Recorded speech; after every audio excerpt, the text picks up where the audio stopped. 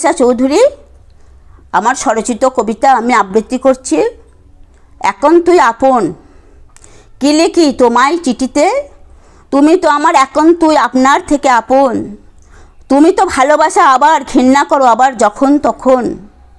যতবার আমি বলতে চেয়েছি ততবার আমি তবু সরে সরে থেকেছি, তোমাকে ভয়ে যে আমি ততবার পেয়েছি।